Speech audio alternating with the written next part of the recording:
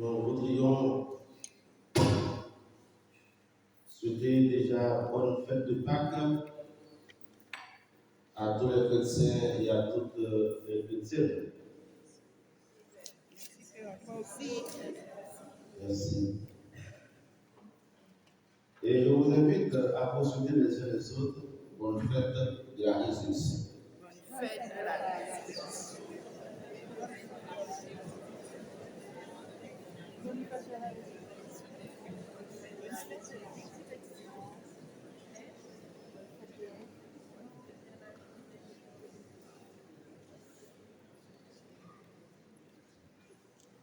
C'est important de nous souhaiter bonne fête parce que c'est notre fête. Si nous sommes là ce matin, si chaque dimanche nous prenons le chemin pour aller, pour venir à la messe, c'est à partir de la fête de Pâques. C'est la fête des fêtes. C'est la fête la plus noble. C'est la fête qui voit notre rédemption, notre salut. La fête de Pâques, c'est d'abord la résurrection de l'amour. L'amour ne meurt pas. Et Saint Jean nous dit, Dieu est amour. Célébrer la résurrection, c'est célébrer l'amour. Et célébrer l'amour, c'est célébrer Dieu. C'est aussi vrai pour nous. C'est notre fête. Parce que nous sommes invités à vivre de l'amour et à être amour avec grand A. Et ce Jean le dit, celui qui aime est né de Dieu.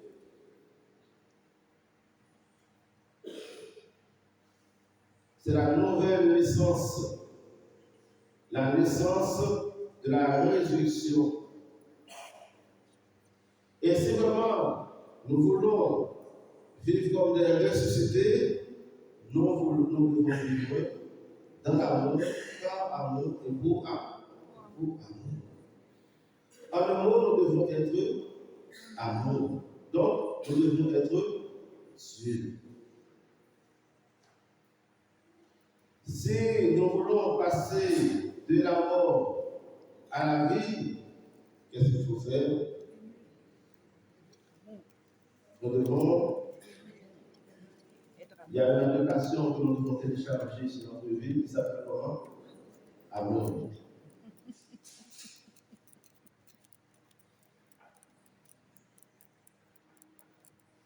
Pourquoi Jésus n'est-il pas resté prisonnier du tombeau de la mort? C'est un mystère qui nous porte à réfléchir, à méditer. Pourquoi on continue à célébrer la mort et la résurrection de l'homme? Est-ce que cela vous interpelle, frères et sœurs bien-aimés? Qu'est-ce que cela nous dit?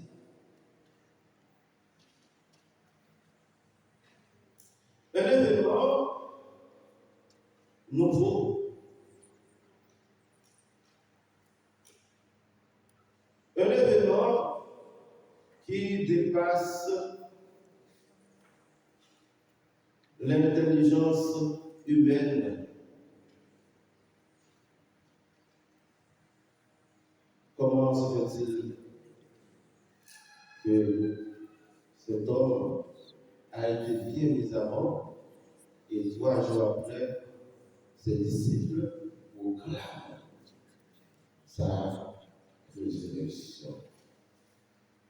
3 jours après, ses disciples proclament qu'il est vivant.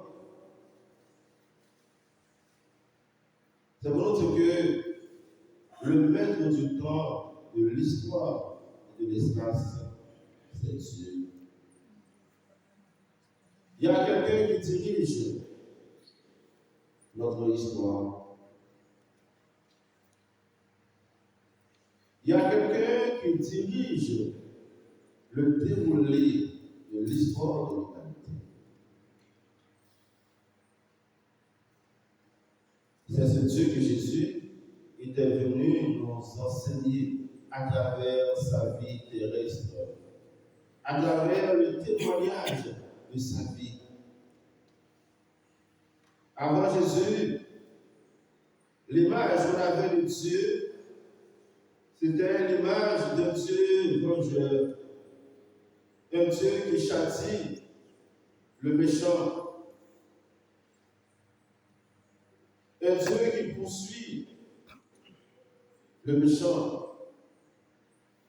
Mais Jésus est venu nous délivrer de cette mauvaise image de Dieu pour nous montrer la vraie image de Dieu, de ce Dieu. Avant Jésus, l'image qu'on avait de Dieu, c'était un Dieu lointain, un Dieu intouchable, un Dieu invisible, un Dieu qu'on considérait comme pur esprit.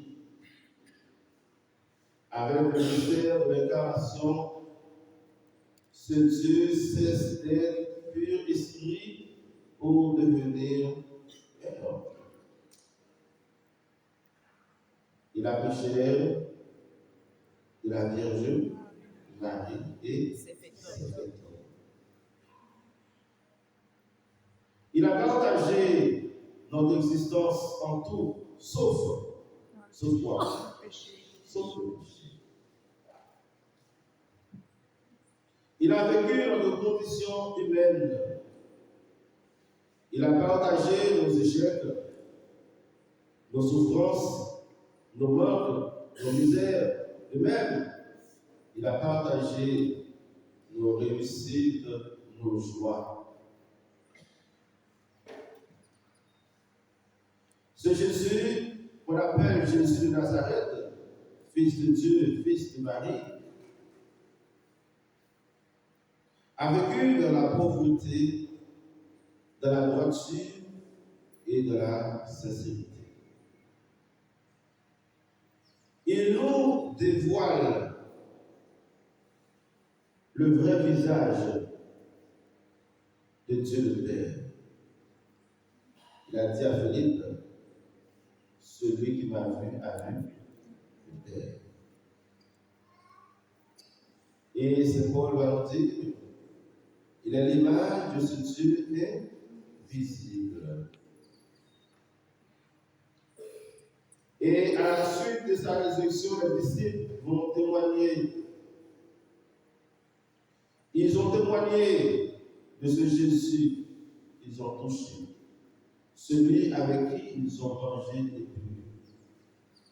Ce Jésus qui a été crucifié, ce Jésus qui a marché sur les routes humaines, sur les chemins de la Palestine, ce Jésus qui a guéri les malades, qui a ressuscité les morts, qui a donné à manger aux affamés dans le désert. Ce Jésus qui a pardonné aux pécheurs et aux pécheresses. C'est bien ce Jésus qui a connu la passion. C'est bien ce Jésus qui a connu la mort, par la suite la résurrection. Ce n'est pas un Jésus fantôme, frères et sœurs bien-aimés. C'est un Jésus réel, vrai. Et aujourd'hui, les scientifiques, les archéologues, comme les journalistes, tout le monde se met d'accord sur l'existence de cet homme. Qu'on l'aime, qu'on ne l'aime pas. Qu'on croit en lui, qu'on ne croit pas en lui. On ne peut pas ignorer son existence, on ne peut pas ignorer son passage sur la terre. Dieu le Père a fait de cet homme le Seigneur. Le Seigneur des vivants et des morts. Il lui a remis la clé du royaume des morts et la clé du royaume de la vie. Dans le credo, nous disons, il est descendu aux enfers. Les enfers, c'est ce que nous appelons le Sheol, le lieu du démon, le royaume du démon, le royaume du diable. Et Jésus, qu'est-ce qu'il fait par sa mort? C'est pourquoi on dit, à travers sa mort, il a détruit la mort. Là encore, c'est un mystère. Comment un homme peut-il arriver à détruire la mort par sa mort? Frères et sœurs bien-aimés, c'est un mystère. Et bien, par sa mort, il est descendu dans le lieu du diable pour aller faire quoi?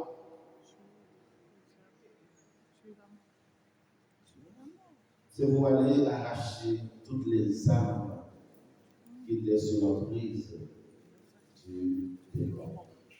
C'était pour aller fermer cette porte que nous appelons les enfers pour nous rendre à la vie.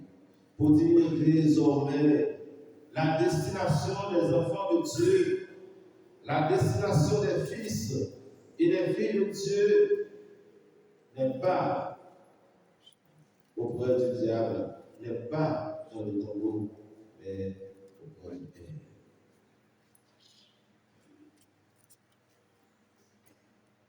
Sur ses épaules, il a porté nos péchés.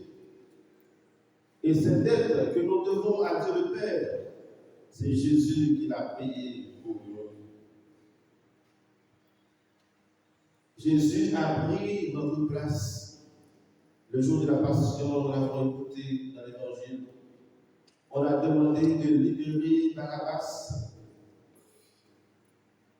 et de crucifier Jésus. Mais là encore, c'est un symbole. Barabbas, c'est chacun et chacune de nous qui a été condamné à mort suite à nos péchés.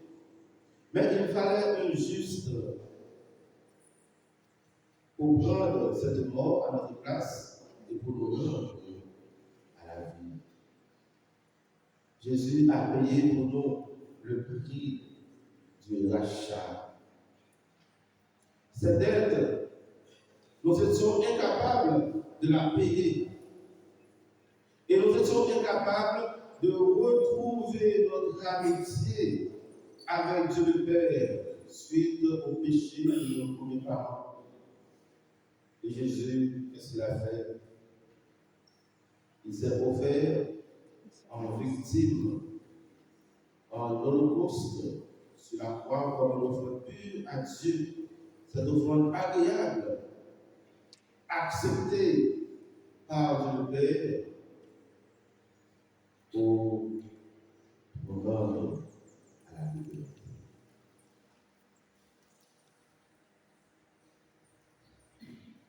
En retour, que devons-nous à ce Jésus? Et qu'est-ce qu'il nous demande? Il nous demande de l'aimer. Il nous demande d'aimer comme lui. Et jusqu'à nos ennemis. C'est-à-dire que Jésus nous invite à devenir comme lui, un sauveur pour les autres.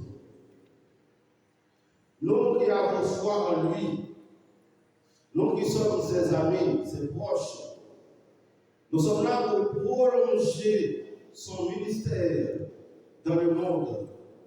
Nous sommes là pour faire exactement ce que lui-même a fait.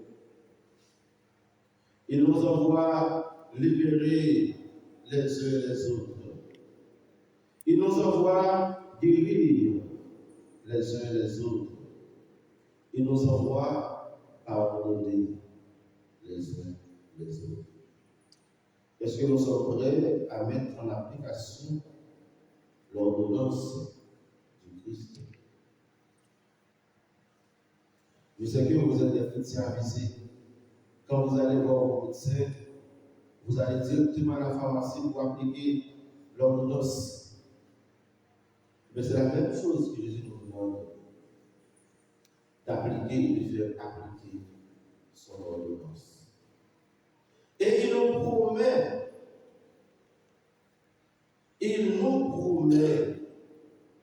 la même chose que lui, la vie éternelle. Celui qui croit en moi, même s'il meurt, vivra éternellement. Donc, la foi en Jésus-Christ, frères et sœurs bien-aimés, c'est déjà une résurrection. Et c'est pourquoi la fête de Pâques nous invite à cultiver la foi. Sans la foi, nous ne pouvons pas comprendre le sens de la fête de Pâques.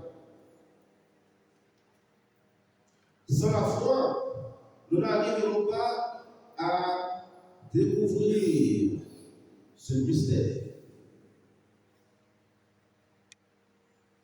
Hier soir, j'ai posé la question, est-ce que nous sommes là par obligation ou bien par tradition religieuse?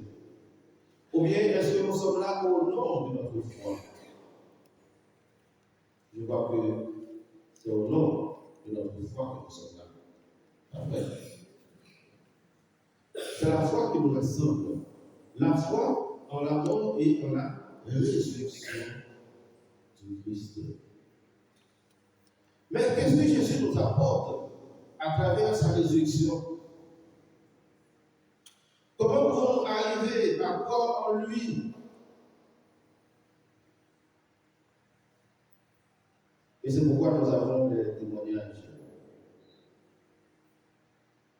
Le tombeau vide ne suffit pas pour parler de la résurrection du Christ.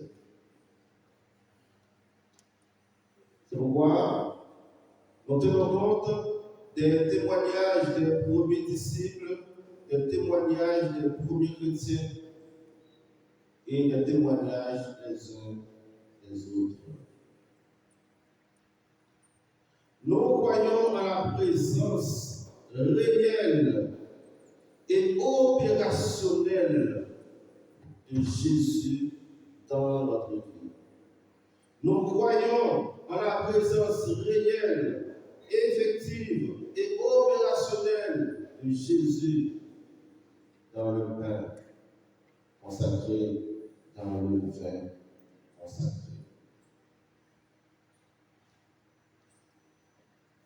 Beaucoup de vies étaient détruites suite à une maladie, suite à un deuil, suite à un échec. Et voilà, ces vies sont restaurées.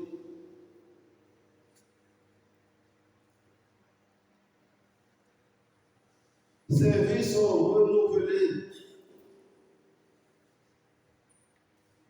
Ce n'est pas en prenant un médicament que ces vies sont restaurées. Ce n'est pas en prenant un médicament que ces vies sont renouvelées. C'est tout simplement par le passage de Jésus dans notre vie. Un jour ou l'autre, chacun de nous a fait l'expérience de cet homme dans notre vie. Marie-Madeleine l'a expérimenté. Sa vie était détruite. Elle était rejetée et elle est devenue la première missionnaire de la bonne nouvelle de la résurrection. Saul, qui il va devenir Paul, convaincu de sa foi juive, persécutait les chrétiens. Il les jetait en prison parce qu'il considérait les chrétiens comme des livrés de la religion juive. Il a voulu à tout prix exterminer, supprimer les chrétiens. Un jour, il a rencontré le Seigneur sur son chemin, sur la route de Damas, seul. Pourquoi me persécuter? Qui es-tu, Seigneur? Je suis celui que tu persécutes. C'est-à-dire que le Christ vit en chaque chrétien. Le Christ vit en chaque chrétienne. Il vit en chaque croyant, en chaque croyante. Pourquoi il a dit à Paul, je suis celui que tu persécutes? C'est-à-dire que celui ou celle qui ouvre sa vie pour accueillir le Christ devient le Christ lui-même. C'est-à-dire que quand on vous persécute, ce n'est pas vous qu'on persécute, c'est le Christ. Et c'est pourquoi les chrétiens ne doivent pas persécuter les chrétiens.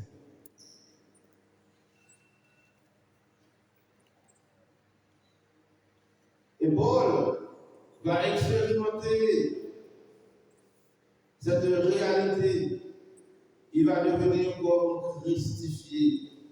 Il a dit dans sa lettre aux Galates, chapitre 2, ce n'est plus moi qui vis, c'est le Christ qui vit. Tout ça, c'est l'effet de la résurrection de Christ.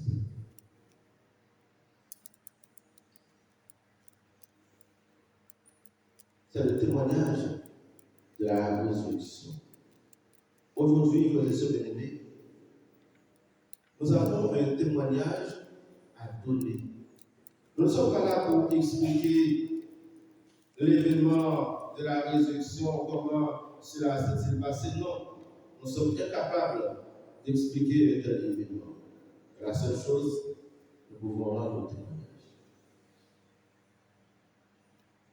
À travers les événements de notre vie, à travers notre passé et à travers le présent de notre vie, nous pouvons témoigner de la résurrection de Christ.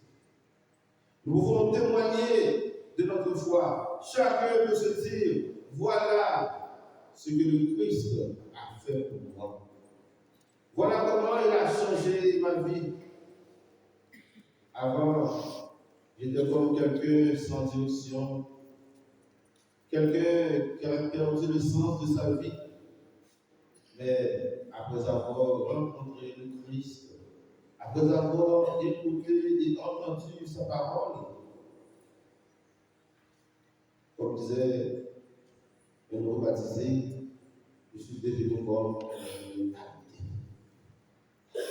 habité par lui, habité par son esprit, habité par le Père, donc habité par la Sainte-Trinité. Et c'est pourquoi Saint Paul nous dit, frères et sœurs bien-aimés, de rechercher la réalité. Parce qu'avec la résurrection du Christ, la porte du ciel ouvre à nous. Cette porte qui était fermée suite au péché de nos grands-parents, bien avec la mort et la résurrection du Christ, c'est une porte de Dieu. Maintenant, nous pouvons entrer. Et c'est pourquoi notre destination n'est pas au cimetière. Je le dis souvent dans les funérailles. Notre destination finale, frères et sœurs bien-aimés, ce n'est pas au cimetière. Ce n'est pas dans le tombeau. Notre destination finale, c'est où? C'est au ciel. Avec le Christ. Je parle de parler de place. Et après avoir préparé cette place, je reviens et je vous prendrai avec moi, afin que là où moi je suis, là aussi sera mon Seigneur. C'est ce que nous appelons l'espérance chrétienne. Et comme dit bien François, l'espérance de l'histoire. Nous avons la certitude, après notre passage sur cette terre que ce sont bénéfiques, nous avons notre patrie qui nous attend.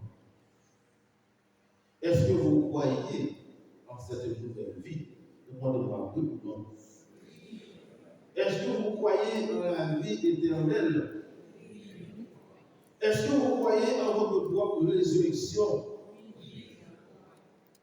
C'est oui. Il faut dire oui, je crois. Il faut poser cet acte. Il faut poser cette profession de foi comme Thomas. Il faut dire oui, mon Seigneur, mon Dieu, je crois. Le Christ a besoin de notre oui pour nous insérer dans sa vie divine. Comme Dieu le Père avait besoin du oui de Marie. Alors, chers amis, la résurrection, ce n'est pas un fait fictif. C'est une réalité concrète. C'est une réalité mystérieuse, mais à portée de main.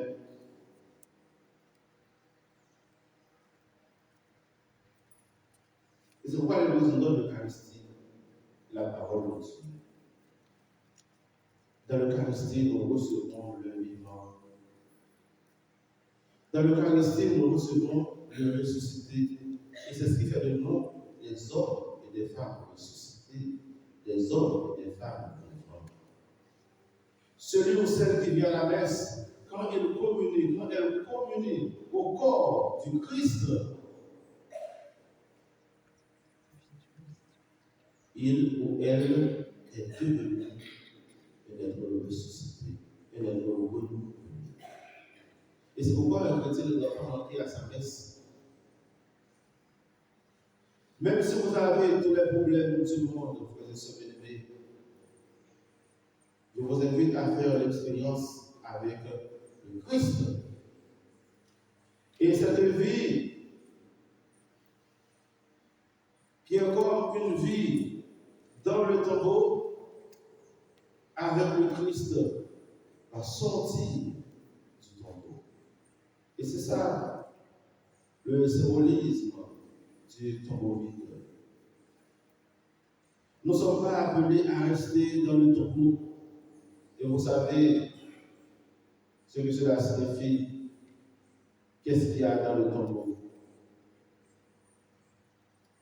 Le Christ nous invite, il nous appelle à la vie. Il nous invite, il nous appelle à la résurrection. Il nous invite de quitter ce lieu de ténèbres, ce lieu de mort, pour entrer dans le monde de la vie. C'est la grâce que nous allons demander dans cette Eucharistie. Que Dieu nous envoie son Esprit Saint, son esprit de résurrection, pour que nous soyons comme des ressuscités, comme des vivants. Après notre passage sur cette terre, que nous soyons avec le Christ, notre Seigneur, pour contempler sa gloire, pour le temps et pour l'éternité.